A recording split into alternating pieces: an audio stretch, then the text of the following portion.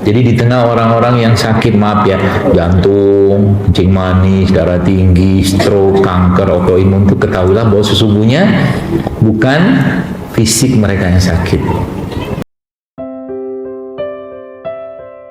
Cara menggunakan tools ini, which is tools dalam jiwa kita untuk katakanlah bicara tentang kesehatan, masya Allah gitu kan, mudah banget beneran. Ya, kita ngobatin sesuatu, nah perkaranya sembuh atau tidak, itu tuh jangan diotak-atik, karena itu babnya tentang urusannya Allah. Kan sudah jelas ayatnya kita baca, faiza maritu fahuwa yasfin, kan gitu. Kalau aku sakit dia menyembuhkan, udah urusan sakit, urusan sembuh itu urusannya Allah. Ya, sehingga kita ngapain nih? Jangan jadi kayak orang yang lewat depan mobil depan rumah tadi tuh. Ya, nanya lagi, ya Allah nih kapan sembuhnya, kan gitu kita tuh. Kelakuan manusia. Makanya karakternya kita nanti coba pelajarin. Manusia itu karakternya apa? Innal insana zoluman jahula. Zolim, jahil. Itu satu. Ada beberapa lagi tuh Allah sebutkan juga dalam Al-Quran. Allah mention lagi bahwa manusia itu karakter apa? Bahil, kikir. Kan gitu kan? Karakter aslinya kita. Nah pertanyaannya, terus kalau begitu caranya gimana? Nanti kita belajar. Sehingga nanti, nah pelajaran awalnya adalah bahwa manusia itu ya, jadi gini, kita nih manusia, katakanlah kalau kita bla bla bla bla bla, ada 3 lingkaran, lingkaran kecil, lingkaran besar, lingkaran sedang, lingkaran besar. Ya, lingkaran kecil, lingkaran sedang, lingkaran besar. Lingkaran besar ya, 1, 2, 3 gitu kan. Itulah gambarannya gitu. Lingkaran paling luar itu lingkaran fisik. Lingkaran fisik. Baik, lingkaran ini. Lingkaran fisik yang pertama. Jadi kalau membahas tentang tadi ya, fisik ini sebenarnya justru lingkaran paling luar. Ya. Nah, fisik ini kalau dia bermasalah, maka si fisik ini pasti akan memberikan tanda, kita sebut dengan keluhan, ya, keluhan atau symptoms gitu kan. Jadi ketika ada orang fisiknya itu sakit, maka sesungguhnya kalau kita gali lebih dalam lagi, ya, menurut Imam Ghazali katakanlah, itu lebih menarik lagi. Ya, kenapa? Karena sesungguhnya fisiknya kita ini hanyalah manifestasi dari lingkaran di dalamnya lagi. Sakitnya fisik itu ya justru malah bukan karena bukan karena salah makan. Itu sih paling mudah menyalahkan, ngeblamingnya sih paling mudah makan. Ada orang gitu kan, misalkan nih contohnya, dia makan aja terus tiap hari gorengan misalkan atau sosis itu tiap hari, tiba-tiba nih terdiagnosa kanker katakanlah, walau sekian lama makannya. Terus masa kita menyalahkan si makanan tadi? Belum tentu. Masalahnya apa? Nah, nanti kita bahas yang kedua nanti. Jadi di tengah orang-orang yang sakit, maaf ya, jantung, kencing manis, darah tinggi, stroke, kanker, autoimun, itu ketahuilah bahwa sesungguhnya bukan fisik mereka yang sakit. Ya, bukan fisik mereka yang sakit. Jadi kalau saya satu hari pernah ketemu lah ya, pas lagi acara kajian gitu, ada ibu-ibu tanya, banyak betul penyakitnya. Dia sebutkan ada kencing manis, ada diabetes, ada stroke, ada darah tinggi gitu, ada 3-4 penyakit. Saya bilang, dia tanyakan saya capek minum obat gitu kan. Terus saya bilang sama beliau, ibu apa yang ibu pikirkan selama ini? Apa yang ibu pikirkan selama ini sehingga penyakit ini Allah hadirkan buat ibu gitu loh. Baru saya ngomong gitu, terlihat habis waktu itu. Gak apa-apa, makanya bersyukur kita punya mata ini. sarana penyaluran rasa yang paling mudah dan gratis. Mentok-mentok nangis aja lah. Makanya perempuan itu jangan sok jadi tangguh gitu loh. Karena kalau dia ya, apalagi wanita itu kan problematika kesehatannya nggak jauh-jauh dari urusan perasaan, penyakitnya, emosi, karena makhluk emosi kan. Sehingga harus banyak rilisnya, ya harus banyak rilisnya, gitu.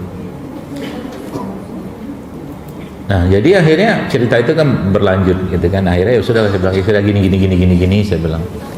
Jadi apa ya? Kita itu Bapak Ibu sekalian, jamaah sekalian, harus ngerti banget suhu, temperatur tubuh kita ini apa. Yang saya maksud bukan misalkan ada termometer taruh di sini, taruh ini, bukan.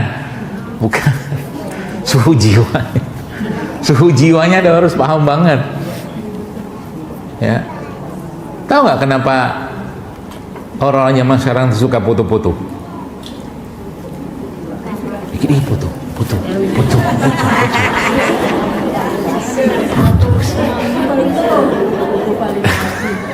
Dan ketika udah dipoto, diposting pula. Apa tujuannya? Supaya dapat.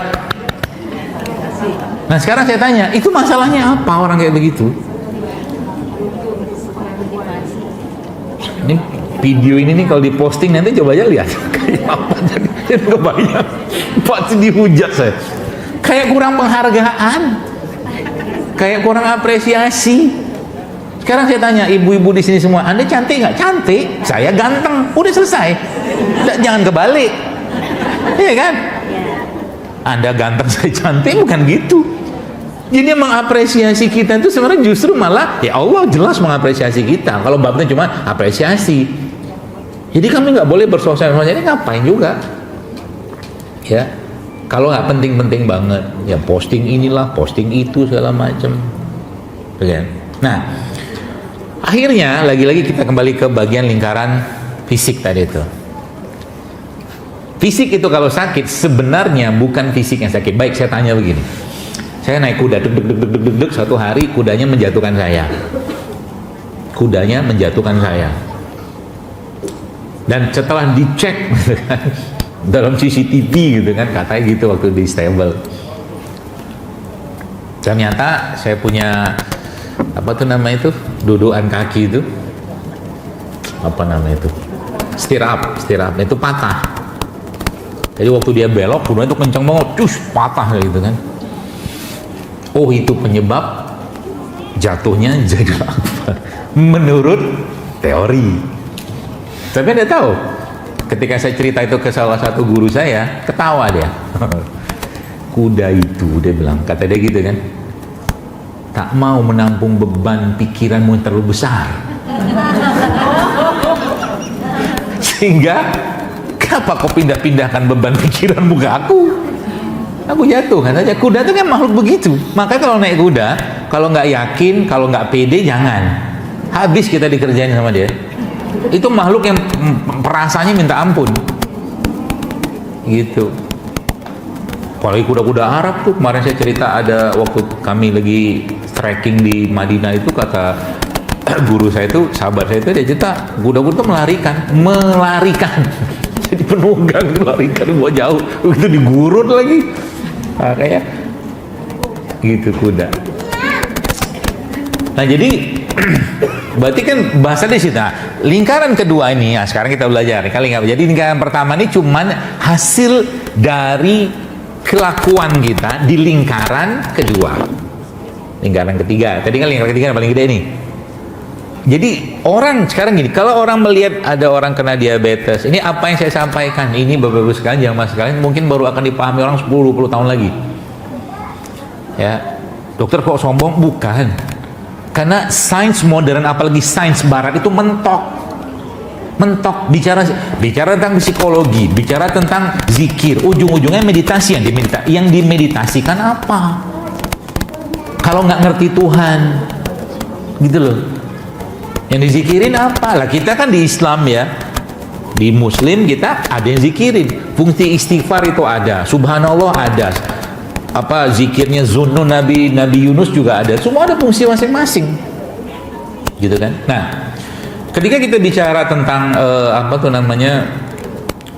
fisik seseorang atau manusia itu yang menderita tadi itu atau sakit itu, ya sebenarnya tidak akan bisa dipisahkan dari yang kedua. Ini baik, mana dia? Ini dia.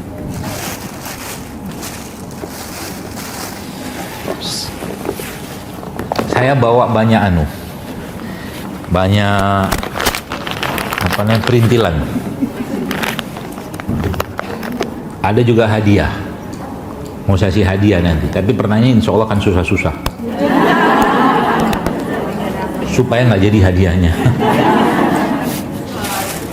Nggak niat banget gitu ya. Oke. Wih. Ini cempedak, tapi yang jual kemarin bilangnya nangkadak. Jadi nangkadak itu cempedak dikawin sama nangka. Beneran, ini saya nggak bohong-bohongan. Nangkadak itu biasanya dagingnya lebih sedikit. Itunya tuh pentol-pentol itu, pentol baksonya lebih sedikit. Tapi saya bilang sama dia kemarin waktu saya beli, saya bilang sama bapak itu, saya udah lihat trauma. Saya pernah beli nangkadak, isinya cuma 3 biji. Oh, yang ini enggak bapak deh. Ini saya pastikan bagus. Muncullah husnuzon saya. Satu. Kemudian ini nangka, cempedak lah biar gampang ya. Cempedak ini jemaah sekalian, mungkin ketika saya mau makan ini,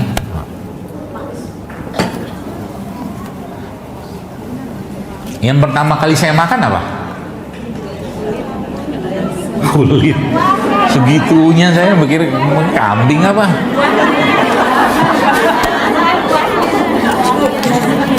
Kalau dia bisa jawab, yang ini saya buka cempedak. Yang pertama kali saya makan apa?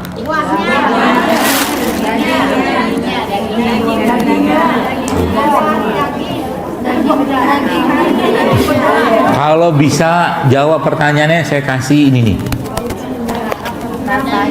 5-5-nya saya kasih. Oke, saya ambil cempedak.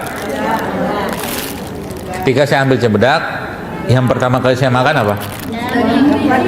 Hah?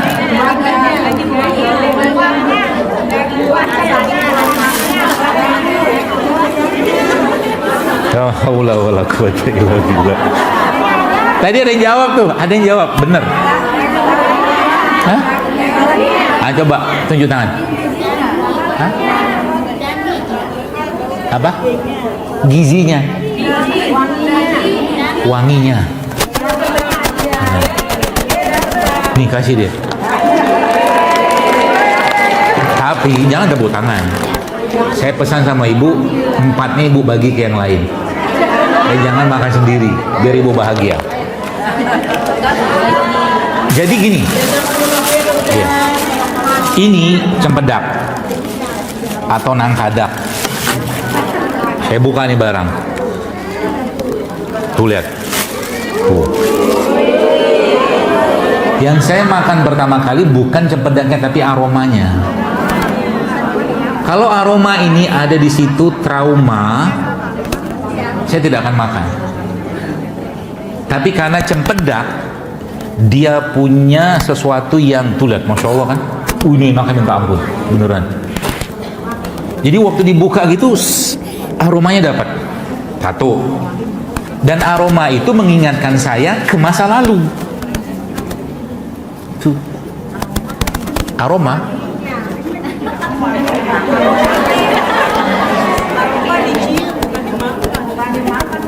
Ya. Dicium itu sebenarnya kan masuk ke dalam kan. Jadi bahasa itu makan, bahasa saya makan. Jangan protes, saya pembicaranya. Gua uji itu banget, canda bu. Nah ini perlu minyak kayu putih ini, atau minyak sayur, buat ngilangin lengketnya. Jadi yang saya pertama kali makan dalam tanda kutip adalah aromanya. Dan aroma itu akan membuat saya nge-recall banyak hal. Jadi bab tentang makanan itu sebenarnya yang pertama kali Anda makan bukan makanannya, aromanya. Baik, saya bilang begini. Saya tanya begini. Kalau kita sudah punya pengalaman negatif terhadap sesuatu yang sifatnya aroma, mau sehatnya kayak apa juga kita nggak mau makan. Saya sebut durian itu sehat. Tapi bagi orang-orang yang trauma tentang durian, nggak makan dia. Makanya kalau bab tentang permakanan itu yang pertama kali kita makan adalah wanginya, aromanya, smellnya dulu. Gitu. Dan dibalik itu semua nanti akhirnya itu dia menggerakkan. Ketika aroma itu muncul, ya ada aroma-aroma tertentu tuh, kalau kita pakai penghidu ya, jalan tuh. Dulu rumah saya sebelahnya itu kebun cempedak. Hampir tiap hari saya makan cempedak. Maka makan kayak begini, happy banget saya, kerjaan saya tiap hari. Gitu loh. Saya ketemu nanas kayak begini, ini jajanan saya pagi. Pagi, siang, malam jajanan saya nanas. Meskipun nanas nggak ada aroma. Jadi aroma itulah yang sebenarnya jamaah sekalian menjadi makanan pertama kita sebelum kita makan fisik. Ini kan fisiknya. Fisiknya. Gitu. Satu. Nah, maka lingkaran di bawah itu ya. Itu sebabnya para ulama itu menyebutkan wewangian itu adalah kendaraannya jiwa. Aroma itu, wewangian itu adalah kendaraan jiwa. Baik, sekarang saya tanya, kalau sesuatu itu penting buat jiwa kita, sesuatu itu penting buat jasad kita, buat fisik kita, buat ruh kita, buat segala macam itu, maka Quran pasti mention atau Nabi pasti mention. Sekarang bab tentang aroma, saya tanya, apakah kita ataukah Nabi menjelaskan bahwa di surga itu ada aroma? Ada. Penghuni surga tuh wanginya kayak apa dijelaskan dengan sangat detail oleh Nabi. Makanya dalam bidang pengobatan, nah lihat nih, dalam bidang pengobatan aroma itu dipakai. Setiap orang itu punya aroma masing-masing, ya. Kecenderungan, contoh ada orang, ada kan kalau pakai model kepribadian melankolis, phlegmatis, koleris sama sanguin, itu semua empat ini beda-beda aroma. Itu ada ilmunya. Makanya Nabi itu punya aroma yang beliau sallallahu alaihi wasallam sukai. Ada minyak-minyak wangi. Makanya Nabi menyebutkan salah satu dari sunnah kenabian itu adalah aroma. Ya, aroma. Ketika orang itu dalam kondisi badannya sehat, jasadnya sehat, jiwanya sehat, aromanya standar. Tapi kalau dia bermasalah, pasti aromanya nggak enak. Khususnya kalau fisiknya bermasalah. Makanya orang-orang sakit itu karena makanan nggak jelas, makanan nggak bisa segala macam, dia menimbulkan satu aroma tertentu. Apalagi yang lama baring, kayak gitu. Ya, lingkaran kedua ini jamaah sekalian adalah kalau tadi lingkaran fisik. Jadi kalau sekarang saya gini, ini camilan saya.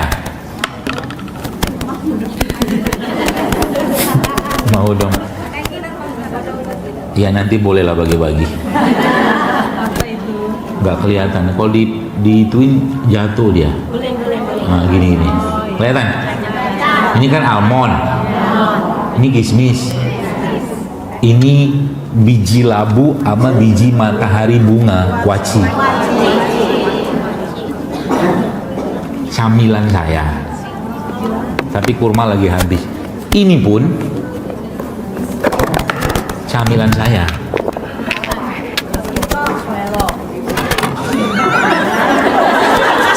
Bengkoang. Bukan.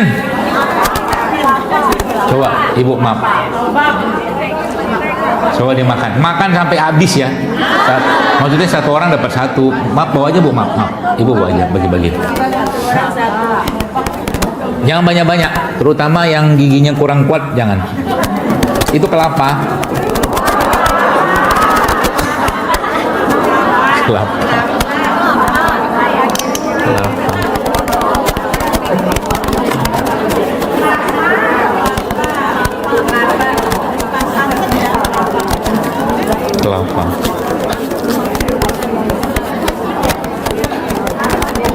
Enak nggak? Kalau saya sih enak. Rikolan saya tentang kelapa itu, kelapa tuh enak, kelapa tuh sehat, kelapa tuh begini, sehingga saya nggak ada trauma dengan urusan kelapa. Beda sama orang yang punya trauma dengan kelapa, sehingga yang muncul bikin inilah, cacing lah, gitu-gitu loh. Misalkan lah ya. Padahal justru malah itu obat cacingnya. Jadi kelapa itu ada aroma nggak? Nggak ada. Saya makan itu karena saya punya memori tentang kelapa, bahwa kelapa tuh sehat, segini segala macam. Bahkan ini aja, kalau kemarin kalau ibu-ibu ini, kalau yang susah maaf susah BAB ya. Ada lihat postingan saya terakhir di Instagram itu kan pepaya tuh. Ini pepaya nih. Ini pepaya. Kemudian pepaya ini saya kupas.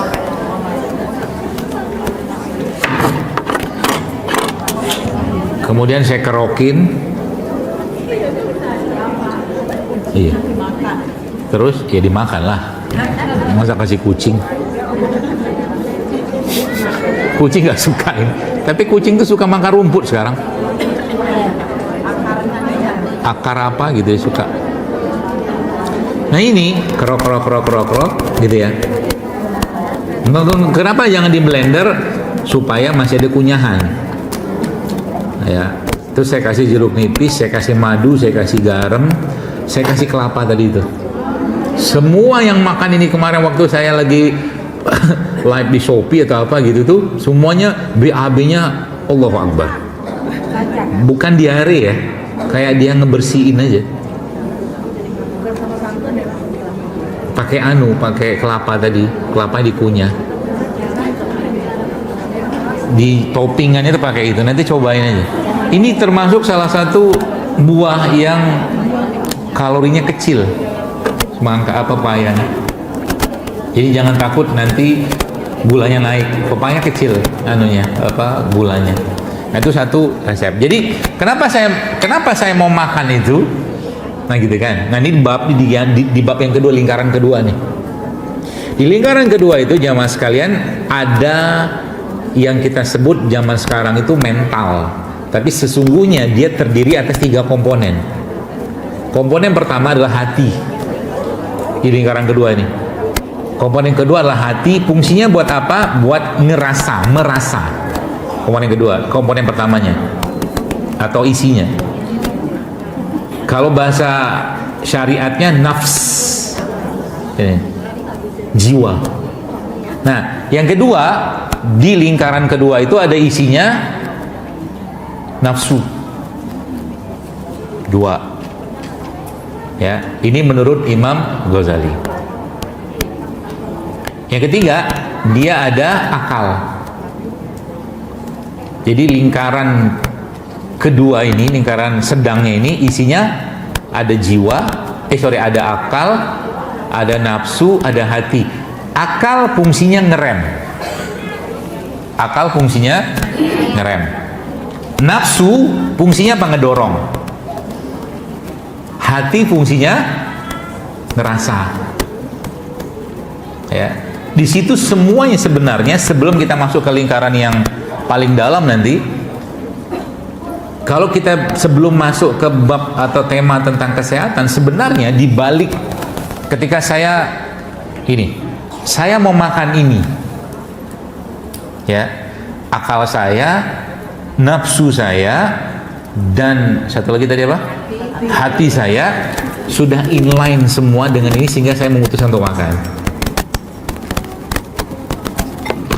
Terus pertanyaan saya sekarang, bagi orang-orang yang tidak merasakan kenikmatan ini, tidak tahu manfaatnya dan rasanya nggak enak menurut mereka, mau makan nggak? Jadi sekarang Anda mulai paham kenapa gini. Kita nih semua sudah tahu mana makanan yang toyib, mana makanan yang nggak toyib, tahu beneran. Itu default setting kita dari Allah, begitu udah tahu kita. Cuma pertanyaannya, sekarang saya tanya nih, saya balik saya tanya. Apa bahasa gini? Katakanlah dalam itu kan ada ilustrasi saya itu kan di sebelah kanan saya ini ada satu mangkok isinya ini nih misalkan. Ada buah, ada kacang-kacang segala macam itu. Sebelah kiri saya ada gorengan, sosis segala macam. akal sehat kita akan mengatakan ini yang benar, betul kan? Tapi nafsu kita yang ini. Di situ nanti iman berbicara juga, ngatur, termasuk akal itu. Akalnya dikendalikan oleh iman atau tidak? Karena kalau akal tidak dikendalikan oleh iman, pusing kita. Baik. Contoh ya, contoh.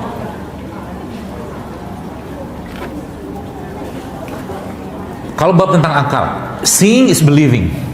Melihat itu, kalau mau percaya ngelihat. Pertanyaannya dalam bab tentang keimanan, tidak bisa. Kita nggak pernah lihat Allah, nggak pernah lihat Rasulullah, nggak pernah lihat naudzubillah min dzalik, siksa kubur, neraka, itu nggak pernah lihat. Percaya aja. Jadi nanti kalau masuk ke dalam ranah keimanan itu lain lagi ceritanya, gitu loh. Maka perbanyaklah mungkin memori-memori kebaikan dalam sesuatu itu yang membuat kita akhirnya bisa tetap mengerjakan sesuatu tanpa bergantung pada siapa. Saya kemarin sempat waktu ada satu kajian, saya bilang gini, olahraga yang benar itu olahraga apa? Olahraga yang Anda tidak butuh orang lain untuk berolahraga. Kalau ada teman, saya mau olahraga, gitu kan? Kalau ada temannya nih, berarti dia nggak niat olahraga, gitu loh. Atau apa lagi? Banyak lagi yang lain. Pokoknya kalau suami saya sudah berubah, saya akan berubah. Hah? Nggak berubah-berubah suami? Kenapa kok tak berubah juga? Gitu kan? Atau mungkin kalau istri saya nggak berubah, saya nggak bakal berubah. Itu kalau bab itu dipakai di rumah tangga, berantakan rumah tangga. Hancur. Kalau bab tentang Fir'aun, siapa manusia yang paling Fir'aun? Ini Fir'aun beneran. Tapi Fir'aun beneran punya istri namanya Asia. Asia tetap jadi wanita mulia meskipun suaminya Fir'aun beneran. Gitu. Jadi jangan ngandelin orang. Nanti di situ kita benar-benar harus memainkan itu. Itu sebabnya mulianya manusia itu karena dia mampu memainkan lingkaran kedua ini. Ada akal, ada nafsu, ada hati. Mainkan di sini banyak urusan bisa selesai. Di bab kesehatan juga sama. Contoh mungkin orang yang lihat nih, kalau ini saya pakai kaidahnya, orang yang kena diabetes, kena kencing manis itu, apakah dia nggak tahu bahwa karbohidrat olahan itu tidak sehat? Pertanyaan saya sekarang, kenapa dia makan itu? Berarti di komponen kedua ini kemungkinan ada masalah. Dan kenapa dia nggak makan daging? Kalau orang kena ke diabetes, katakanlah dia agak sedikit switching saja dari karbohidrat olahan itu, dia makannya protein-protein yang benar, sehat dia. Cuma nafsunya dia tidak mengarahkan itu karena akalnya ya nggak bekerja di situ. Makanya manusia itu perlu diingatkan, di-remind, disuruh murojaah gitu loh. Kajian kayak begini misalkan, yang berubah banyak nggak? Jelas tidak. Emang gampang ngurusin memperbaiki makanan kayak begini? Demi Allah nggak gampang. Saya ngomong gini ada dasar, ada baca di surah Al-Baqarah, Allah bilang apa? Fakulu mimma fil ardi halalan thayyib wa la tattabi'u khutuwati syaitan. Makan halal lagi baik, jangan ikutin langkah setan. Ada apa setan letakkan Allah di situ? Urusan permakanan begini, yang ngintai banyak. Ngapain juga kau makan, nanti kau sehat. Setan ngomong gitu kan? Ini mah apalah begini kuno, gitu macam-macam. Karena ada khutuwat setan di situ, gitu loh. Makanya saya nggak baper. Ya berubah, alhamdulillah. Nggak berubah ya saya doakan berubah. Gitu loh. Meninggalkan gorengan bukan perkara mudah, bro. Percayalah, nggak semudah itu meninggalkan bakso. Bukan itu bukan bab tentang haram dan halal, bukan. Baik sama lebih baik gitu loh, jangan dipelintir di situ. Nggak gampang meninggalkan makanan yang kita suka. Nah pertanyaan saya sekarang, kalau Anda makan begini tiap hari, ya, sama tiap hari makan bakso, makan mie ayam, makan sebelah segala macam, butuh effort yang luar biasa besar untuk kesini loh, beneran, betul kan? Makanya butuh di murojaah. Disitulah nanti ya, tadi ya ada hatinya, tadi ada akal, tadi ada nafsu, itu kita kendaliin dia. Makanya pernah saya bilang kan, lagi nih pengen banget makan rujak, pengen banget makan rujak gitu. Lewatlah bang rujak, tek, sambil dia menatap kita gitu kan, rujak kata gitu kan. Saat itu jangan beli rujaknya. Kalau Anda beli rujaknya berarti Anda mengikuti nafsunya. Bukan nggak boleh. Tahan dulu, akal dipakai sebentar, tunggu. Nanti sudah keinginan yang sudah mulai agak turun, baru beli rujak. Itu cara kita melatihnya. Itu. Sehingga dia tenang aja. Sehingga nanti efeknya apa? Nih saya kasih tahu efeknya. Ini Masya Allah Tabarakallah ya. Kalau efek ini Anda bisa kendalikan atau Anda dapatkan, Masya Allah. Contoh. Ada orang pengen beli mobil, rumah lah misalkan, mobil lah, mobil. Nih by the way, pengen nyobain nggak nih? Nah, bagiin tuh pasien nih, pada pengen gitu. Kasih pakai ini alas, pakai alas, taruh di sini saya. Udah jangan angkat tangan, diam aja, biarkan Allah yang menggerakkan dia ngasih kemana. Itu iman. Jadi malu. Awas lengket-lengket gitu. Tenang, rezeki itu tidak akan pernah itu cara mendidiknya. Berarti kita nggak boleh berdoa? Boleh berdoa. Nah gitu.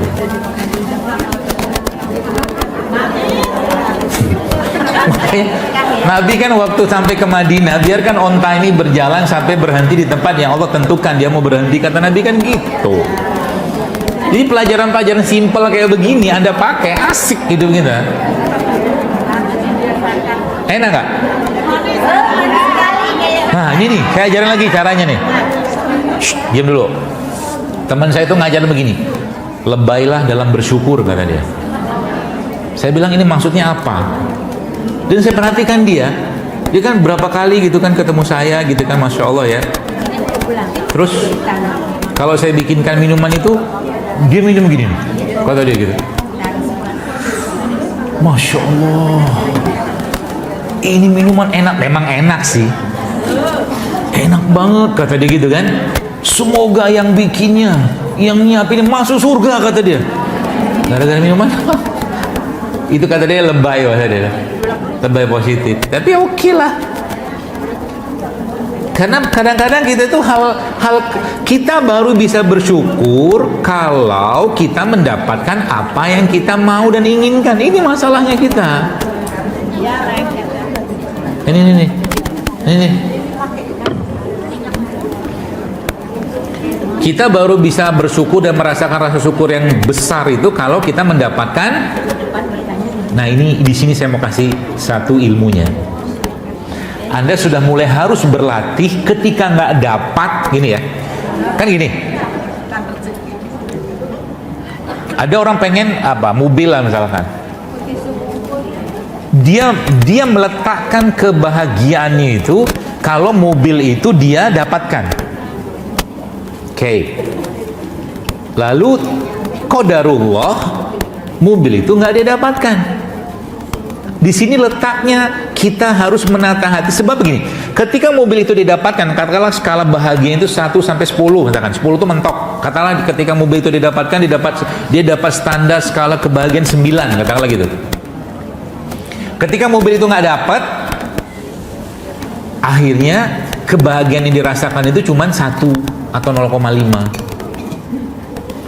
Nah, apa yang saya sampaikan ini adalah, sekarang saya tanya, cara kita ini menganalisa nih, apakah dia dapat mobil itu bagus? Mungkin bagus. Apakah nggak dapat mobil itu nggak bagus? Belum tentu juga. Karena dia dapat mobil sama nggak dapat mobil itu Allah yang tentukan.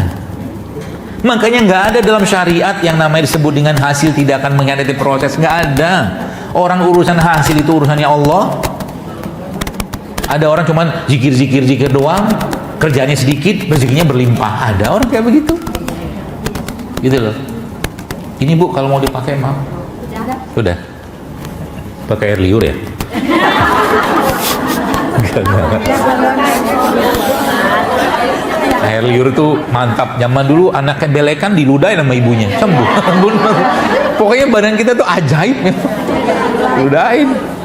Ya, belekan ludahin. Ada luka, Nabi ngobatin Ali pakai ludah. Iya benar. Asal ludahnya benar, kalau makannya benar. Karena ludah itu kan isinya bakteri. Gimana coba kalau yang dimakan nggak benar? Ngeludah ya jadi hukuman buat orang. Nah, iya silakan Ibu. Minyak kayu putih. Minyak kayu putih dipakainya di mana? Digosok kepala. Kan gitu lagunya. Kayu putih digosok kepala, bendera merah putih tandanya menang. Lagu main-main zaman dulu. Nah gini. Jadi kalau kita memahami dua hal tadi itu, ketika diberi sama Allah dan tidak diberi sama Allah, ini sebenarnya ilmu akidah, cuma saya mudahkan saja memahaminya.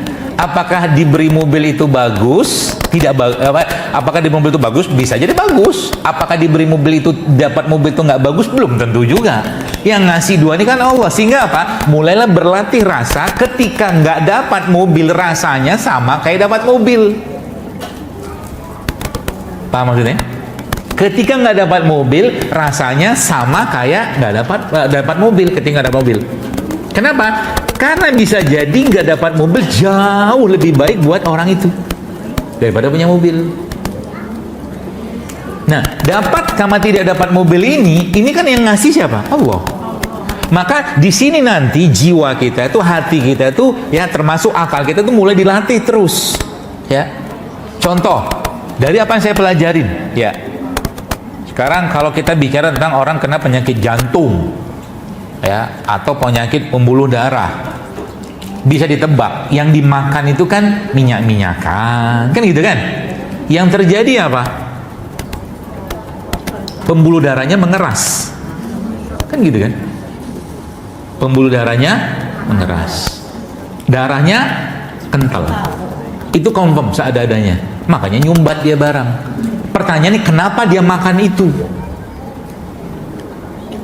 Karena saya tanya kenapa orang yang gini loh, mau maaf ya, kalau kita bicara secara teoritisnya, secara fisiknya, maka menyimpulkan itu relatif gampang. Gampangnya begini, ya nggak mungkin juga orang yang kena jantung, ya pembuluh darah itu tiap hari makan sayuran, makan buah, makan madu, bawang putih, bawang merah, puasa, nggak mungkin. Iya kan? Ini kesepakatan umum dan orang bisa lihat itu. Pertanyaannya, terus kenapa dia makan itu? Pertanyaannya lebih spesifik lagi, nafsu apa yang dia mau pertahankan di situ? Pokoknya siapin aku makan ini. Lihat kata-kata ini. Pokoknya tuh, aku nggak mau makan yang lain, misalkan dia suaminya, begitulah. Pokoknya aku mau makan ini hari ini. Udah tahu nggak sehat kata itu kan? Yang dia sedang pertahankan itu apa? Lebih spesifiknya apa? Sifatnya apa? Keras apa lembut? Makanya pembuluh darahnya. Makanan itu cuman itu. Paham ya? Berarti orang yang gini lihat. Nanti kalau Anda tahu kayak begini, ketika menghadapi orang penyakit jantung, pembuluh darah itu, jangan kau kerasi pula itu orang. Orang ini sudah keras. Apalah kau ini? Oh, bukan istrinya gitu kan? Apalah kau ini? Aku sudah bikin kau capek-capek begini, kata istrinya gitu kan? Udah suami kayak begitu, digitu lagi makin keras dia. Maka tugasnya istri kata kalau dalam hal ini adalah lembutin hatinya, dia sabar. Pijit-pijit, elus-elus, doain dia, semoga sehat ya abang ya, mas ya. Coba aja, lembut, nanti lama-lama itu barang. Maksudnya pembuluh darahnya. Ya, gitu ya. Jadi semudah itu sebenarnya. Makanya saya bilang tadi, ketika sudah ngerti akalnya dipakai di mana, nafsunya dipakai di mana, hati dipakai di mana, selesai. Nah sekarang kita lihat nih, berarti sebenarnya makanan itu cuman triggernya doang. saya mau makan ini karena akal saya bilang ini sehat. Saya mau makan ini karena rasa apa, saya seneng makan ini gitu loh. Saya makan ini karena saya nafsu pengen makan ini, cuman saya batasi nafsu saya dengan akal, dengan iman, sehingga saya nggak mungkin juga makan kurma sekilo sehari.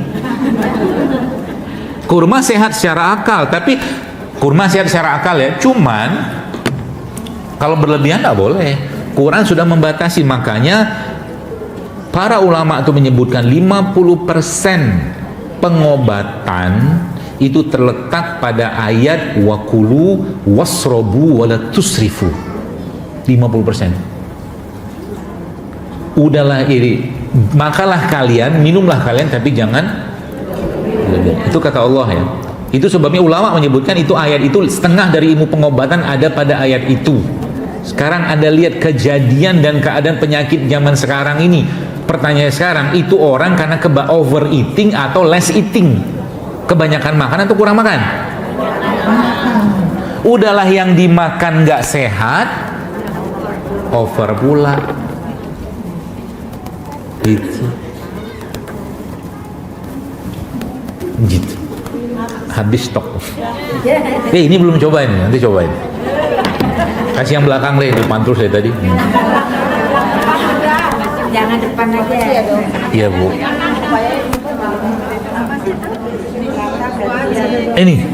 Ini saya bela-belain tadi pagi nih.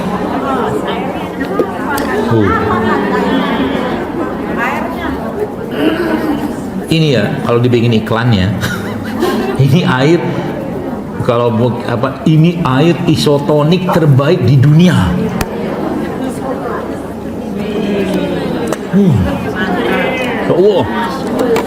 Air isotonik terbaik di dunia. Kata siapa? Kata saya. Satu. Kata data juga sama. Pakai akal kan? Dan saya minum ini karena saya tahu ini enak. Rasa saya nggak ada masalah dengan rasa ini. Tapi orang yang punya traumatik dengan air ini, mungkin dulu waktu dikasih airnya sudah agak-agak basi, dia nggak mau minum. Makanya kita tuh perlu nge-refresh ya, nge-refresh pengalaman kita, pemikiran kita, dan seterusnya, sehingga apa? Banyak trauma-trauma itu jadi bisa terhapus. Begini, banyak banget trauma tentang kelapa, kereminyan lah, segala macem lah, ini segala macem. Padahal justru malah datanya kebaliknya, dan kita telan mentah-mentah, jadi akal kita tuh ketutup ya. Gitu. Kelapa hijau, kenapa? Ya kelapa, sama aja lah, mirip-mirip beti-beti lah. Iya. Mau kelapa, kalau saya suka dengan yang ini, bukan suka sih, lebih senang karena murah. Murah kan? Saya tadi beli 10 ribuan, dapat airnya, dapat santannya, dapat kelapanya. Kalau beli air kelapa, kelapa utuh ya bisa 15 ribuan. Dagingnya cuma sedikit. Kalau Anda buka datanya, kandungan air kelapanya ini sama yang masih muda beti-beti aja. Beda tipis. Jadi ini saya bisa makan kelapanya ini. Kalau itu kan tipis daging itu. Boleh, bagus saja. Pilihan-pilihan aja ya. Nah, sudah mulai dapat ya clue-nya ya, mudah-mudahan tadi tentang permasalahan. Jadi gini, Anda harus tahu kenapa Anda ditakdirkan menikah dengan si suami sekarang. Di luar kita bicara takdir, ada gini loh, ini contoh ya. Istrinya hobinya bersih-bersih, beres-beres. Atau sebaliknya, suaminya hobinya bersih-bersih, beres-beres. Diketemukan Allah, ditakdirkan Allah ketemu dengan istri yang berantakan. Yang kebahagiaannya itu ada pada melihat sesuatu yang berantakan. Atau sebaliknya. Terus mau ngapain? Mau marah-marah tiap hari sama bini? Ngapain? Ya kalau dia misalkan sudah ngerti, si suami itu sudah ngerti tujuan dia diciptakan, ditakdirkan Allah sama orang ini, dia akan ambil pahala aja. Makanya ulama zaman dulu itu ada yang bahkan mencari perempuan-perempuan yang bermasalah untuk dia nikahi, bermasalah sikapnya, untuk dia nikahi supaya dapat pahala besar. Jadi ada ketawa-ketawa kalau pribadi ya. Nah, gitu. Jadi akhirnya tuh ketika misalnya ya, si suami itu sukanya bersih-bersih misalnya, rapi-rapi, terus ketemu sama istri yang sebaliknya, dalam misalkan akhirnya dia nggak bisa ngelihat sesuatu yang sifatnya itu suami tadi berantakan, nggak bisa, ya dia beresin rapi segala macam. Kalau dia tidak pakai iman di situ, kalau dia nggak pakai jiwa yang tertata di situ, habis dia akan teraniaya. Si suami itu ya, bisa ditebak penyakitnya apa? Wah. Jadi ilmunya itu setiap organ tubuh kita ini punya emosi. Nah, kalau yang saya pelajarin dan dosa dicampur-campurkan dengan ilmu pengobatan yang lain yang saya paham. Ya, ini kan majelisnya saya. Bab tentang perginjalan itu kaitannya sama harga diri. Harga diri, apresiasi, penghargaan. Gitu. Jadi semua keluhan-keluhan di perginjalan itu kaitannya dengan itu kurang teraniaya, harga diri. Jadi bayangin ya, ketika si suami tadi mengerjakan sesuatu yang berantakan di rumahnya atau gitu kan, dia kerjakan dengan ngedumel, percayalah nggak lama dia akan sakit. Mendingan dia gak usah kerjain. Tapi kalau dikerjakan karena tahu bahwa saya di sini mau cari ridho Allah, mau cari pahala, nggak ada masalah. Makanya Anda lihat bagaimana Nabi itu mengajarkan, nggak mengurangi izahnya Nabi SAW ketika Nabi itu mengurusi pekerjaan-pekerjaan di rumah, nggak. Dan santai aja, paling ngadepin, apalagi ngadepin perempuan. Wanita itu kan, itu tadi, rating kanan beloknya kiri. Ya. Itulah uniknya perempuan. Mau diapain? Begitulah adanya. Nggak usah disewot-sewotin. Makanya jadi suami itu susah. Susah, beneran. Udahlah gak kenal, bukan saudara-saudara, tiba-tiba dinikahi. Makanya lihat nih. Wa min ayatihi an khalaqalakum, itu kan ayat Ar-Rum 21 tuh. Min anfusikum azwajan litaskunu ilaiha. Dan di antara tanda-tanda kebesaran atau ayat-ayat kami adalah Allah bilang apa? Dijadikan kecondongan kepada kalian dengan sesama jenis kalian. Jadi pernikahan itu ayatnya Allah. Tiba-tiba kok aku jadi suka sama si fulan, sama si fulana, itu ayat. Maksudnya, dan ayat itu bukan perkara sederhana. Terus fungsi pasangan khususnya istri situ apa? Litaskunu ilaiha. Memberi ketenangan. Ya, maka dalam Al-Quran rumah tangga itu kata Allah dalam Al-Quran itu jangan sampai kayak rumah tangganya laba-laba. Tahu laba-laba itu kerjanya apa? Wih, ngeri tuh. Itu kerjaannya laba-laba betina itu memangsa jantannya. Ngeri itu. Coba aja lihat, Al-Ankabut itu, Sautul Ankabut gitu kan. Jadi rumah tangga yang seperti rumah tangga laba-laba itu rumah tangga yang rapuh, kata Allah. Coba baca nanti. Makanya Quran itu sebenarnya, lihat, Quran itu seperti pengatur suhu 3 hal ini. Jiwa, akal, nafsu sama hati. Quran itu itunya pengatur suhunya. Supaya pas dia. Ya, bab tentang kesabaran misalkan. Jadi bab tentang kesabaran misalkan ya, orang yang sabar karena pilihan sama orang yang sabar karena terpaksa itu beda pahala. Beda pahala. Di bab tentang dalam kesehatan juga sama. Ya. kita nih semua nih ya, Allah kumpulkan di sini. Kalau Anda mau cek-cek teman kanan kiri Anda, kemungkinan besar nasibnya mirip-mirip sama Anda. Makanya Allah kumpulin. Ya kan? Tanya ya, pasti ada kesamaan. Entah itu masa lalu atau masa sekarang, pasti ada kesamaan. Makanya dideketin kayak begini, supaya apa? Ya, ketemu juga teman senasib kan gitu kan. Ada yang mungkin masalah hutang pengasuhan, luka pengasuhan, mungkin ada. Ya, lutut, coba ya, sakitnya mungkin mirip-mirip gitu ya.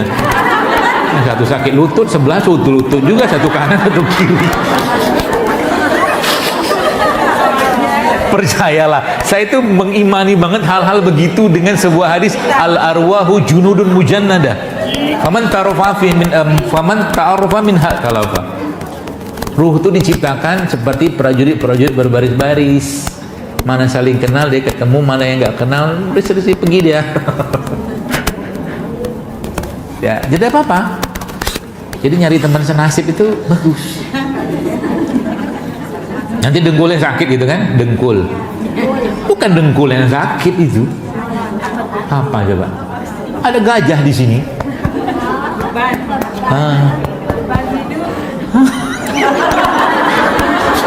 Ada gajah di sini.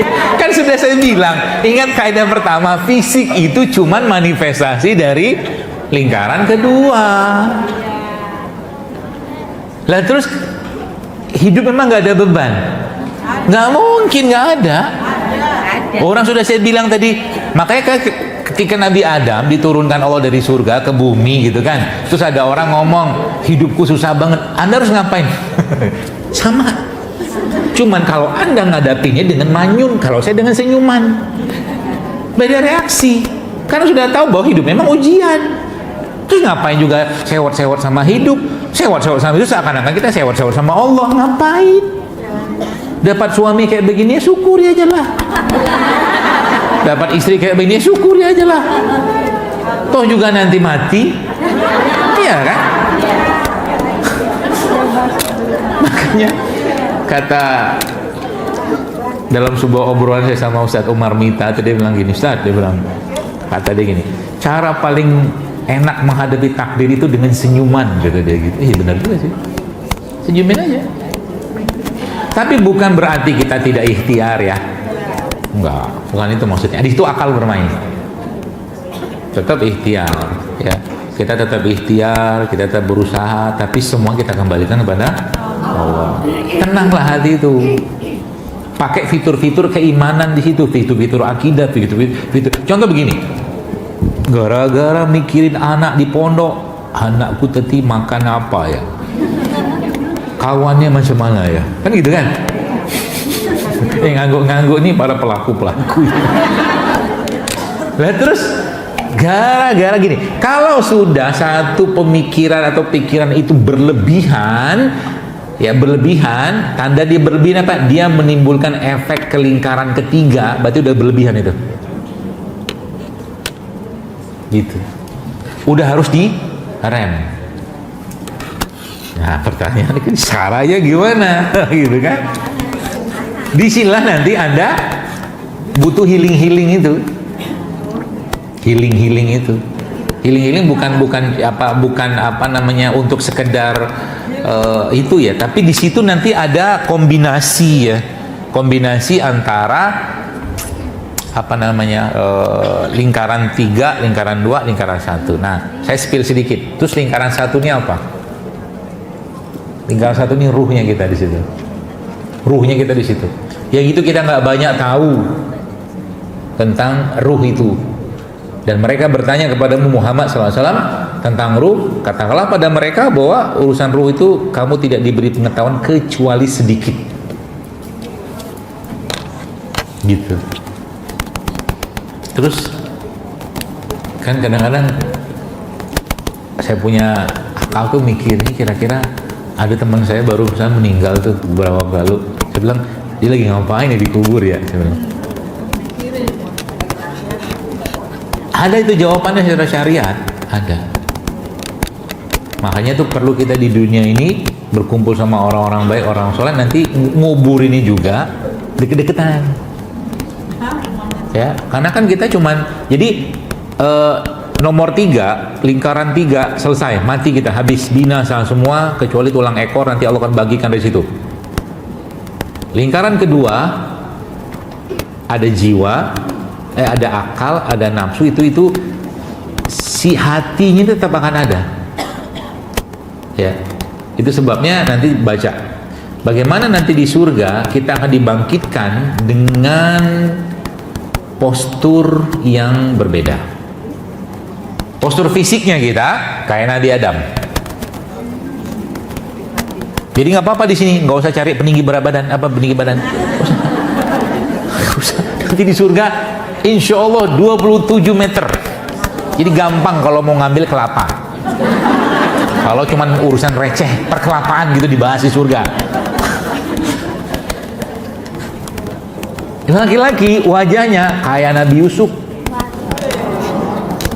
Jadi nggak apa-apa, nggak usah aneh-aneh di dunia, dipermak, nggak usah. Nanti di surga akan dibenerin sama Allah. Hatinya, nah ini hatinya akan seperti Nabi Ayub. Kan? Itu kan laki-laki dok, Ustaz. Kalau kami perempuan gimana? Kan gitu kan?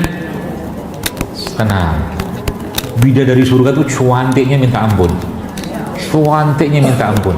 Tapi Anda di dunia ini yang menjadi istri, pasangan dari seseorang, itu nanti di surga jauh lebih cantik daripada bidadari. Bidadari itu gambarnya kayak apa? Susah saya jelaskan. Nanti kalau saya jelaskan terlalu bervisual saya. Cantiknya itu minta ampun. Bahkan ya bahasa hadis betisnya itu digambarkan. Maaf, dadanya digambarkan semua sejenis sama Allah. Supaya apa? Supaya pengen. Itu maksudnya. Bahkan kata dalam sebuah riwayat itu, bidadari itu kalau ngeludah, gitu ya, satu bumi wangi. Gitu, ludahnya doang. Dan dia punya senandung, punya syair. Masya Allah kan. Tuh, di surga tuh kayak apa? Anda mau apa di surga nanti? Perempuannya sukanya apa? Biasa, di surga siapin semua. Maka disebutkan yakut, lu'lu, war marjan gitu kan semua siapin sama Allah. Supaya apa? Supaya jangan susah hati itulah bahasanya ruh tadi. Supaya ruh kita itu terlalu terkoneksi sama pemiliknya, maka muncullah atau adanya syariat. Ini salah satunya caranya Allah untuk menyambungkan frekuensi kita dengan Dia. Dari 3 fitur. Jadi nafsu itu nggak bagus, nafsu bagus, tapi sebagian nafsu kata Allah dalam surat Yusuf, inna nafsa bi'ammaro, sesungguhnya nafsu itu mengajak pada keburukan, kebanyakan, sebagian besar, maaf.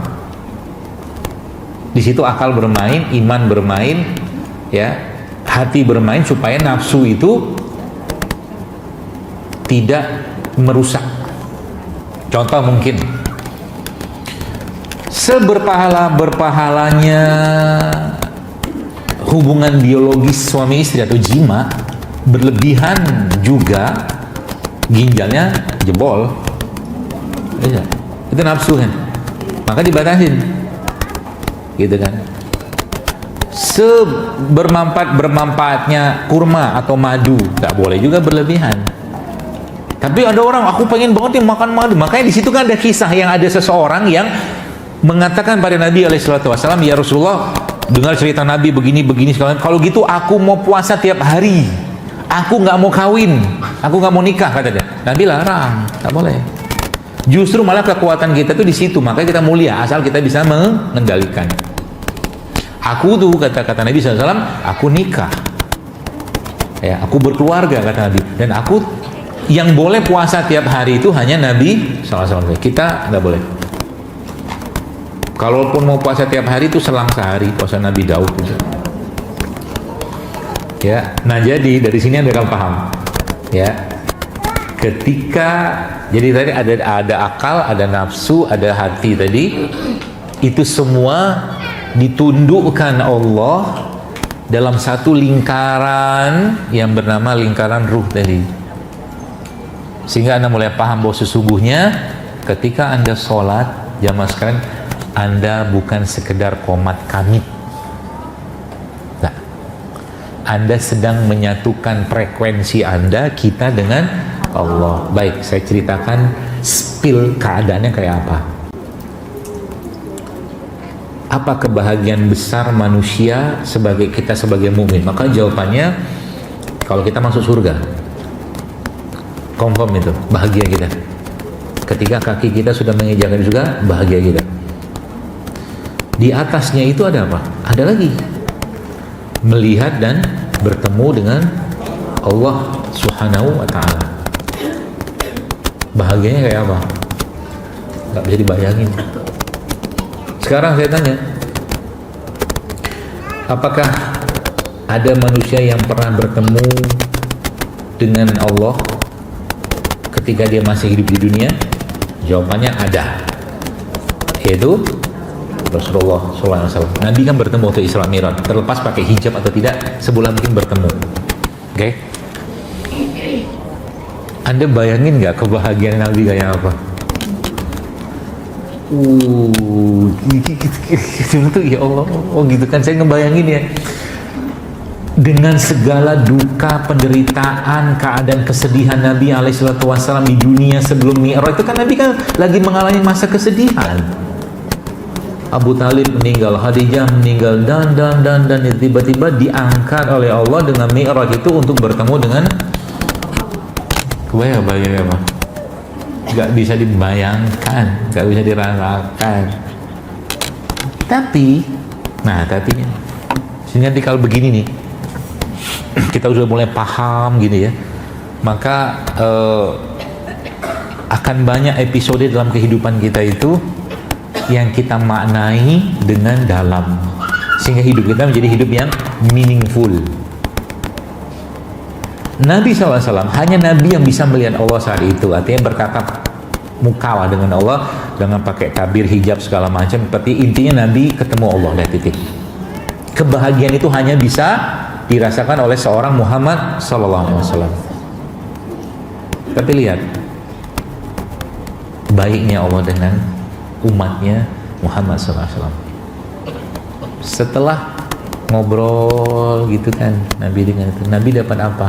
Dapat perintah. Perintah apa? Sholat. Seakan-akan kebahagiaannya seorang Muhammad SAW itu pingin Allah juga rasakan di kita-kita ini. Gitu. Supaya apa? Supaya kita bisa ngobrol, diskusi sama Allah. Makanya sholat itu adalah media komunikasi terbaiknya seorang mukmin kepada Rohnya. Gitu. Kalau Anda pahami kenapa kita harus takbiratul ihram, kenapa takbiratul ihram itu Allahu Akbar, Masya Allah.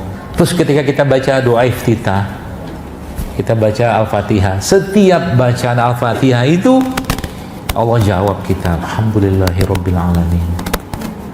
Allah bilang dalam sebuah hadis qudsi, hambaku telah memujiku, kata Allah. Asik kan? Sampai terakhir kita bertemu, ngobrol, diskusi, berkhalwat dengan penguasa langit dan bumi. Manusia, saya sekarang begini, berdiri di depan Anda. Mungkin dalam pandangan Bapak jamaah sekalian ya, sebelah mungkin secara umum ya biasa aja. Saya punya body language, saya punya bahasa tubuh, tidak ada mensikapi apapun. Tapi coba seandainya saya sekarang berdiri di depan, lalu saya bungkuk kepada Anda. Itulah ruku. Makanya lihat, Anda mulai paham kenapa Nabi SAW itu rukunya diperlama, sujudnya diperlama.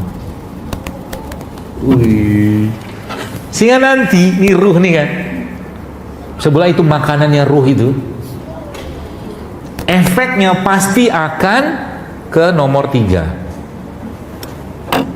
Pasti akan nomor 3. Nomor 2, lingkaran kedua pasti akan dapat, pasti. Jadi Anda bayangin ya, setiap sholat itu Anda sedang bicara dengan Allah, ngobrol dengan Allah, seluruh. Jadi akal Anda tunduk kepada Allah, hati Anda tunduk kepada Allah, nafsu Anda tunduk kepada Allah. Dengan satu surat yang cukup membuat kita itu merasakan dekatnya Allah itu. Makanya ulama itu model Al-Fatihah doang dalam tanda kutip. Mereka bisa mendidik jiwa mereka. Lagi muncul sombong-sombongnya, songong-songongnya, ini segala macam. Iyyaka na'budu wa iyyaka nasta'in. Baca itu terus.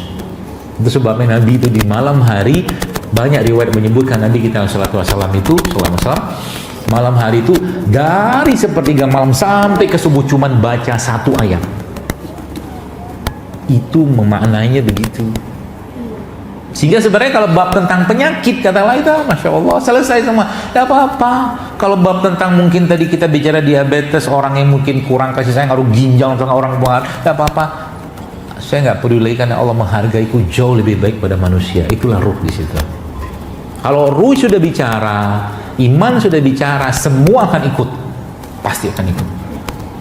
Sekarang saya tanya Anda, kita semua disuruh makan sama disuruh antara makan sama puasa, pilih mana? Kita apakah pilih makan? Pasti pilih makan. Hati kita senang dengan makan, apalagi makan kesukaan kita. Nafsu kita suka banget dengan makanan tertentu.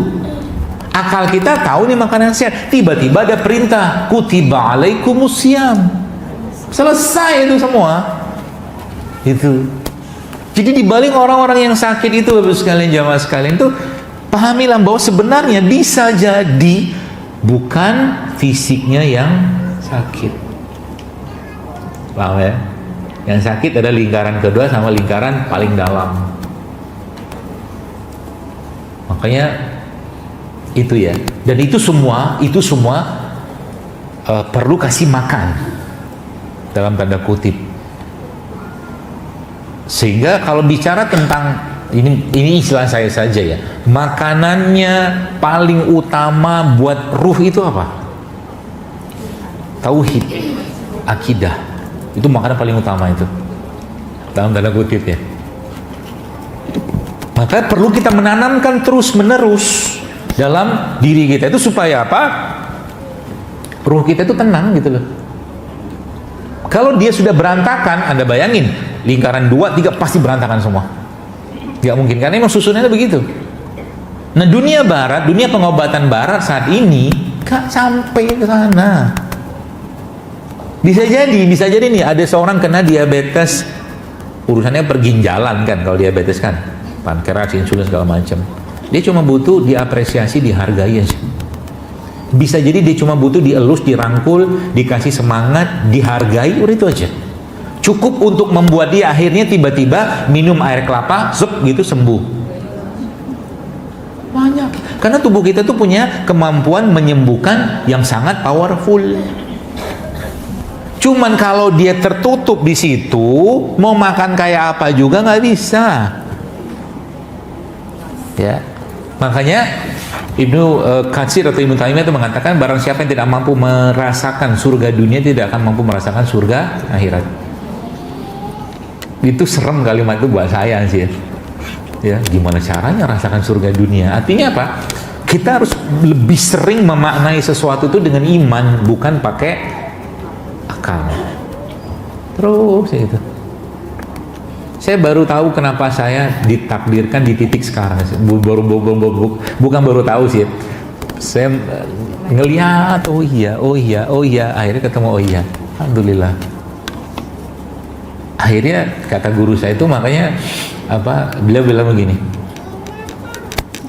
Sini ibu-ibu sekalian gitu kan, dia bilang gini, kata-kata makanya kita tuh harus sering-sering tertawa, kata dia gitu.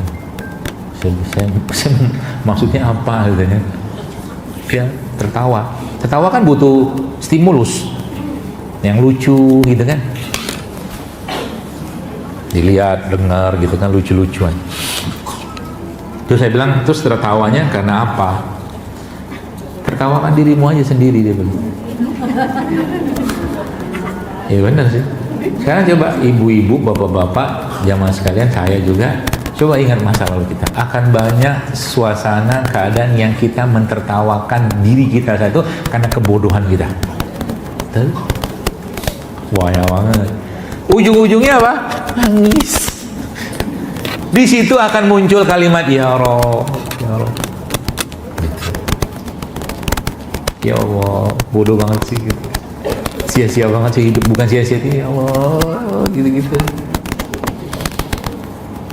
Udah berkali-kali ikut kajian Jalul Akbar gitu kan, misal nggak berhenti juga tuh makannya, nggak benar-benar misal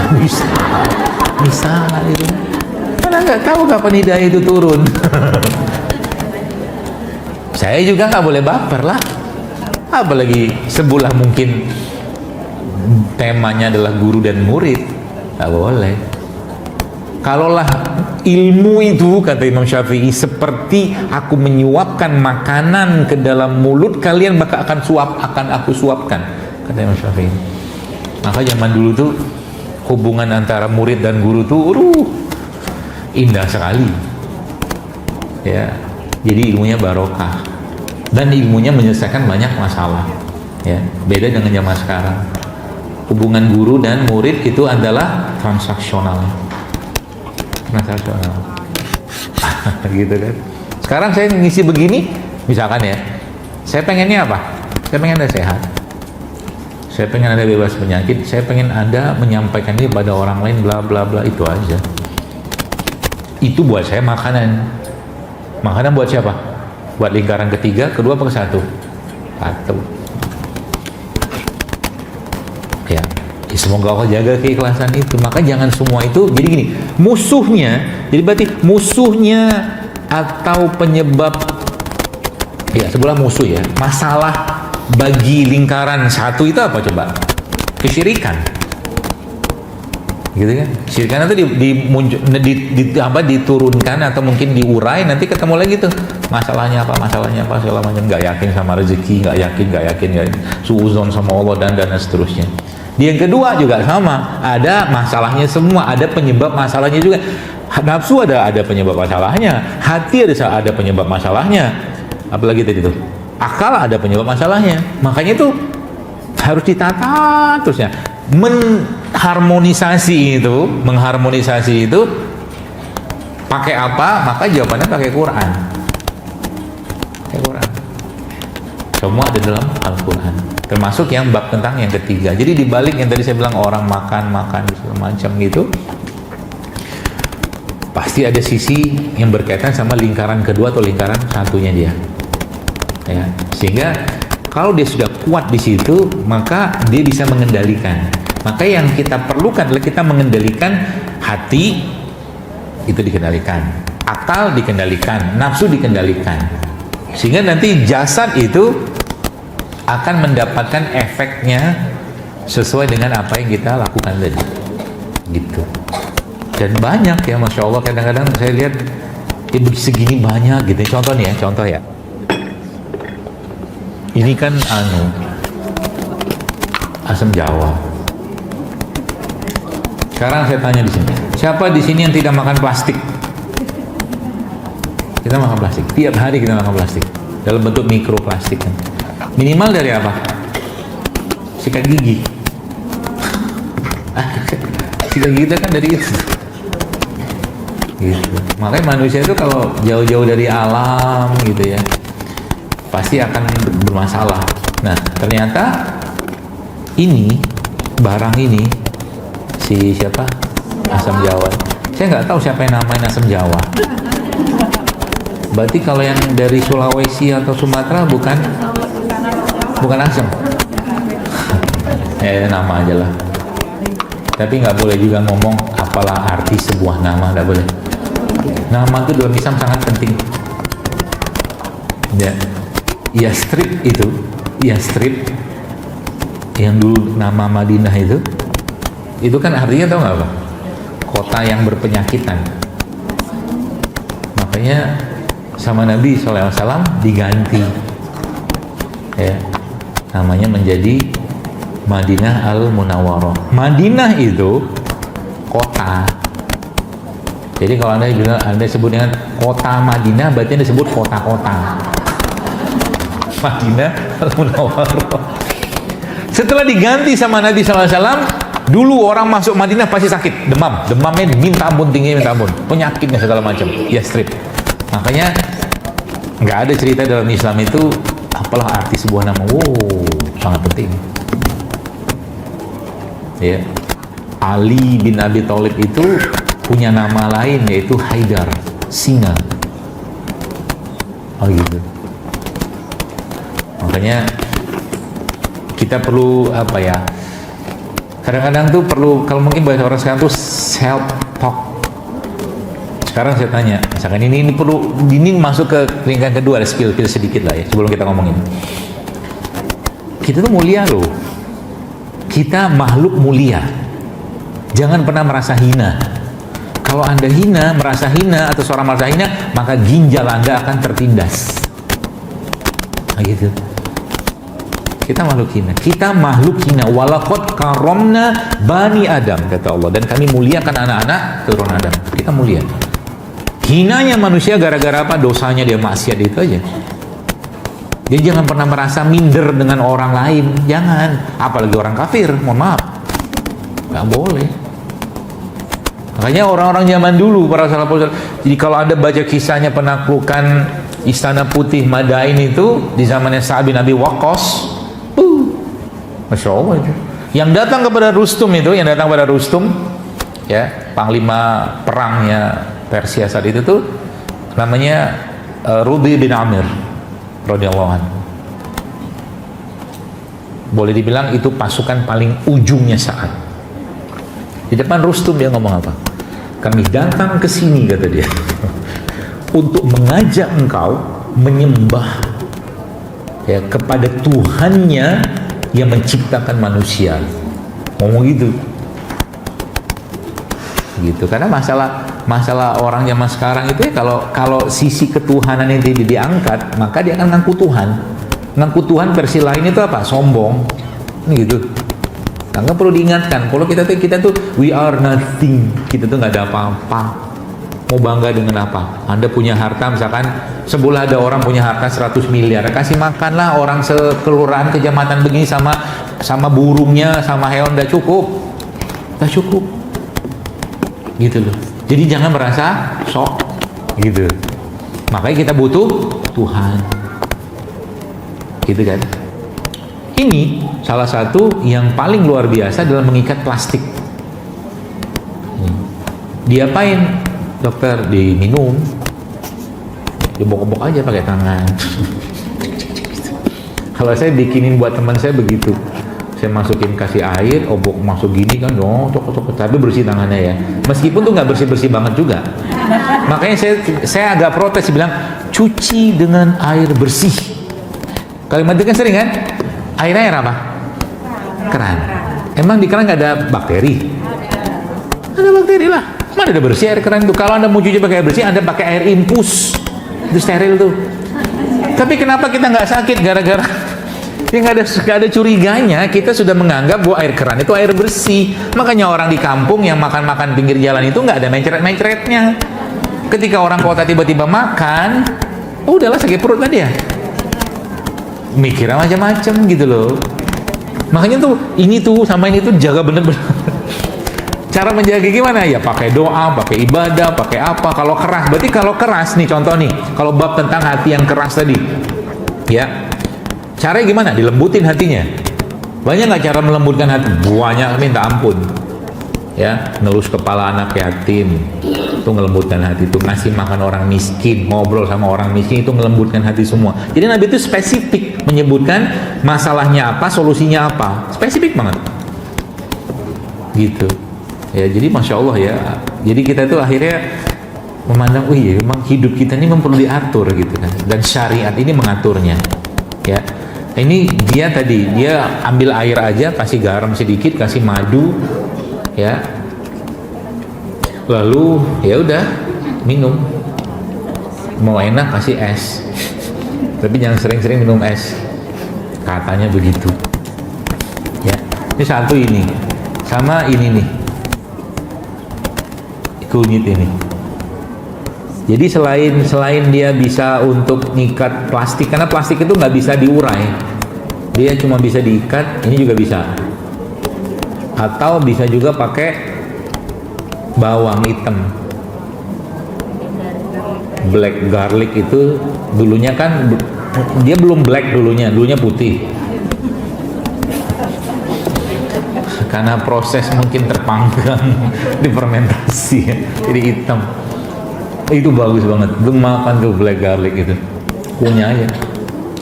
Rasanya tidak seperti bawang putih ya, gitu, kenyal gimana gitu dia, gitu. Terus apa lagi? Jadi ini nih misalkan lengkuas. Ini salah satu rimpang. Jadi kalau gini, kalau saya ditanya berarti cara kita untuk membersihkan ya 3 lingkaran ini sekaligus, caranya gimana? Pakai apa? Fitur syariatnya dalam tanda kutip. Pakai apa? Puasa. Kan 3-3 dapat tuh. Akal, nafsu, hati tertata semua. Orang puasa pasti bahagia. Kata siapa? Kata Nabi. Kata Nabi, farhaten lisoimin. Kebahagiaan orang yang berbuka puasa itu saat dia berbuka dan saat dia bertemu dengan Allah. Jadi orang berpuasa itu pasti bahagia, confirm bahagia. Akal itu adalah ilmu kecerdasan. Semua dari kita kalau mau naik kecerdasannya banyakin puasa. Confirm, sekonfirm-confirmnya. Apalagi nafsu, tunduk dia. Dia kan sukanya makan. Sekarang kita rem makannya, pakai iman, bukan pakai akal lagi. Jasad, Anda baca aja datanya. Mau apa? Mau promil puasa, mau apa? Mau kanker puasa, mau autoimun puasa, mau jantung puasa, mau diabetes puasa, solusinya ya banyak banget. Cuman kita nggak pede. Anda buka nanti, saya nggak promoin orang ini, cuman orang ini harusnya kita yang terutama yang punya expert di bidang ini untuk mempromosikan ini. Ada dokter di Amerika, nanti kalau mau lihat di akun itu boleh tuh, Dr. Mindy Pelz namanya. Mindy Pelz itu MINDY spasi PELZ di IG ada tuh. Mindy Pelz ini orang promo puasa sejadi-jadinya. Puasa, dia bilang masalah kewanitaan itu dia bilang selesai dengan puasa, dan dia pede menyebutkan itu dengan data-datanya. Saya bilang ya Allah, saya bilang kita nih umat Islam nih kurang apa puasa kita. Cuman nggak ada yang mengendorse puasa itu sebagai satu fitur pembersih yang spektakuler. Dia bilang apa? Kalau Anda, dia punya fitur, dan puasanya beberapa protokol puasa itu berbayar. Diatur makannya. Ya Allah, kita yang pegang Quran, kita yang belajar, kita yang tilawah, kenapa dia ngomong? Gitu maksudnya. Mindy Pelz. Bahkan dia bikin gerakan puasa. Udah lihat kan? Udah buka kelihatan. Ada Mindy Pelz. Dia buku, saya punya buku itu. Buku dia itu judulnya Fast Like a Girl. Kajian sampai jam 11.15. Iya. Kajian sampai 11.15. Ya. Saya terlalu bahagia mungkin.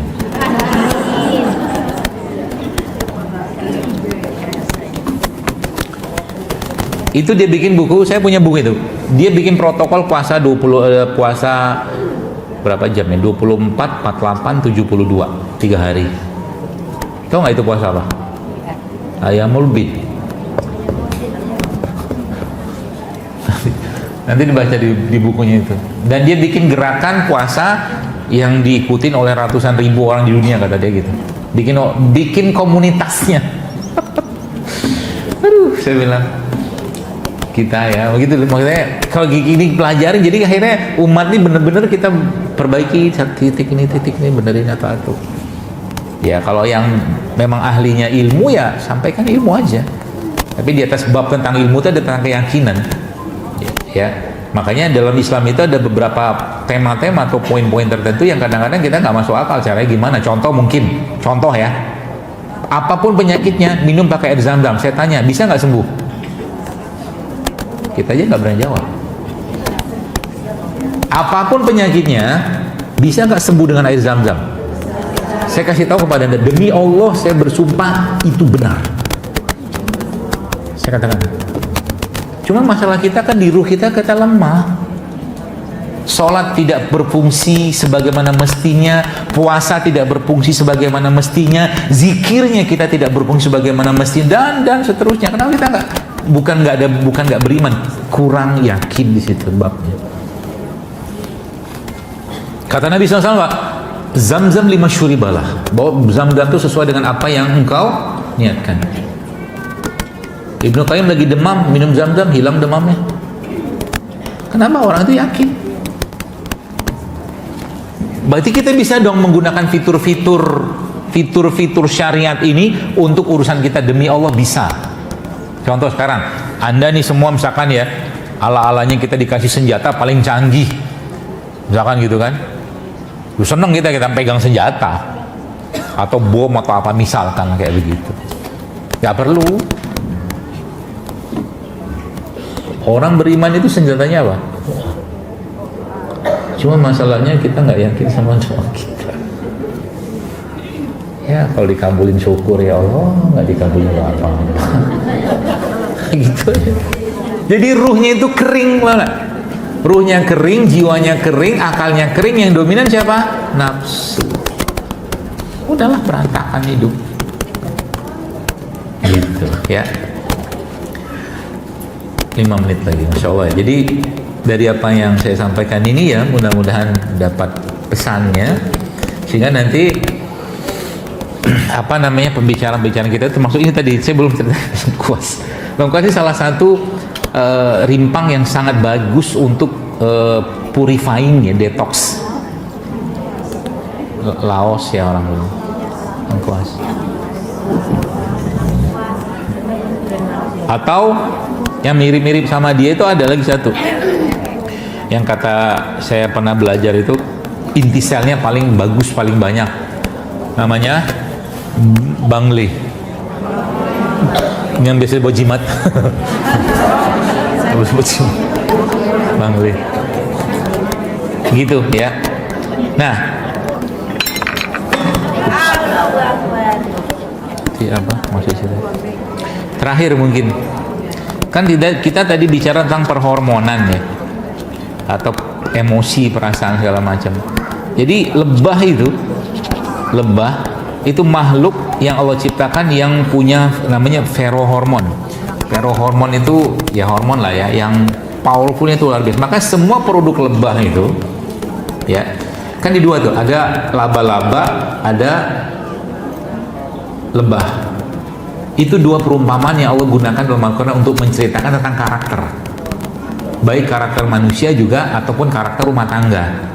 Maka lebah itu adalah komunitas yang paling powerful, kuat banget dia.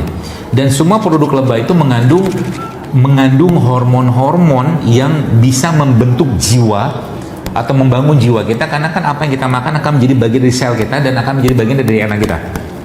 Ya, makanya produk lebah itu ada gradingnya. Grading paling tinggi produk lebah itu apa? Royal Jelly. Yang boleh konsumsi Royal Jelly itu cuma ratu lebah doang. Ya, ratu lebah doang. Kalau di dunia, di koloninya, kalau kita mau beli aja. Nggak tahu ada nggak JSR Store atau apa. Intinya gitu. Produk lebah ini. Ya. Royal Jelly, di atas di bawah Royal Jelly itu nanti lagi bentuk ini kayak ini bipolen. Isinya apa sebenarnya? Kalau dibuka datanya, isi yang paling dominan itu salah satunya asam amino, protein atau asam amino. Sini. Makanya ini bisa kan nanti ada Royal Jelly, ada bipolen, ada bee bread, ada propolis, ada madu, nah gitu kan. Itu semua mengandung hormonnya lebah. Jadi karakter. Makanya kemarin ada yang baca di tulisan saya di Instagram, ada saya bilang kamu seperti kerupuk yang kena air. Ada baca? Maksudnya paham gak itu apa? Manusia itu Kalau kebanyakan makan kerupuk, mentalnya juga kayak kerupuk. Nah gitu. Ya, mentalnya kayak kerupuk. Ya sama juga kalau gorengan. Gorengan kalau kena air gimana? Kerupuk kalau belum digoreng jadi ketemu air namanya apa? Seblak. Ya. Makanya kalau mau bener ya, kalau kita bicara tentang bagaimana menjaga hati, jiwa, akal, jasad segala macam, ini makan yang bener. Ini yang sekarang itu lagi muncul tren di mana-mana, namanya meaningful life. Meaningful life. Jadi dia ngerti, nih gak usah ini nih bijinya pepaya ini. Ini buat bunuh parasit ini. Bagus banget. Bunuh parasit. Termasuk juga percacingan ini. Misalnya. Mudah kan? Mudah. Tapi ngerjainnya tidak semudah itu. Ya kan? Ngerjainnya tidak semudah itu. Jadi setiap ada sesuatu yang kita maknai lebih dalam lagi, maka di situ nanti jiwa kita terasa, atau akal kita terasa, hati kita terasa, dan nafsu kita terkendalikan. Ya, gitu. Jadi kayak gini aja misalkan kelapa ini. Coba dipikir. Saya mikir kelapa ini, Allahu Akbar, Masya Allah ya. Anda bayangin dulunya kecil, tiba-tiba besar. Terus tiba-tiba kok ada air gitu di dalamnya gitu loh. Gimana ceritanya? Oh, itu kan inna fi khalqis samawati wal ardi wakhtilafil laili wan nahar la ayatin lil albab gitu kan. Orang-orang yang mikir alam semesta kayak begini. Allazina yazkuruna Allah qiyaman wa qu'udan wa yatafakkaruna rabbana ma khalaqta hadza gitu kan. Terus kan ada air. Coba mikir. Habis air itu nggak diminum, keras dia air itu. Setelah keras jadi apa? Namanya apa? Tahu nggak? Kalau orang Jawa bilangnya kentos. Kentos itu kalau di kampungnya namanya tumbung. Itu bukan ketawa. Tumbung. Gitu. Udah gitu nggak dimakan juga kan sama manusia. Bertebaranlah dia ke muka bumi ini. Tumbuh sana sini, tumbuh sini gitu. Masih itu tanda-tanda gitu loh maksudnya. Supaya apa? Itu bahasa saya itu ngemurojaah iman gitu loh. Di balik ini semua tuh ada tanda-tanda kebesaran Allah gitu loh, maksudnya gitu. Cuma manusia itu kan kadang-kadang ya itulah suka iseng. Jeruk aslinya, jeruk sesuatu itu aslinya, ini saya ajarin sedikit sebelum kita akhiri. Jeruk itu warna awalnya apa? Hijau. Terus lama-lama jadi kuning kan? Lama-lama kuning, dia agak kecoklatan, busuk kan gitu kan. Nah terus tiba-tiba kok ada jeruk warnanya kuning gitu loh. Udah kuning dari awalnya, dia muncul gitu kuning, udah gitu nggak ada biji lagi. Apa ceritanya? Nah itu kan sekarang tuh di kotak-katik gitu-gitulah, sehingga akhirnya apa? Yang makan ini, jadi manusia itu kan sesuai dengan apa yang dia makan. Kenapa kita dilarang makan babi? Karena Allah tidak pengen karakter kita kayak babi. Di luar kita bicara tentang, memang datanya, bahkan saya buka data beberapa ilmu barat tuh mengatakan jangan makan babi, gitu loh. Karena gini secara akalnya mereka. Tapi kita kan bicara karakter emosional. Kenapa kita dilarang makan binatang berkuku tajam? Kuku tajam tuh ngapain dia? Mencakar-cakar, gitu. Nggak boleh. Ya, seperti itulah. Jadi baru bisa makan ini semua kalau apa? Kalau di lingkaran 2 sama lingkaran satunya rapi, baru bisa makan ini. Berarti kami nggak boleh itu dong. Kami nggak boleh nyampah dong. Oh boleh, tenang aja, nggak apa-apa. Silakan nyampah. Ya, asal tanggung jawab. Anda tahu lari 12 kilo itu berapa kalori yang kebakar? Paling 600. Lari 12 kilo. Berapalah 500, 600 something. 12 kilo loh. Anda makan, ada orang makan bakso, mie ayam gitu-gitu, selesai semua kalorinya. Gitu. Maksudnya sama dengan yang dimakan tadi, yang dimakan cuma 5 menit. Makanya membangun badan, jaga badan itu kayak servis mobil.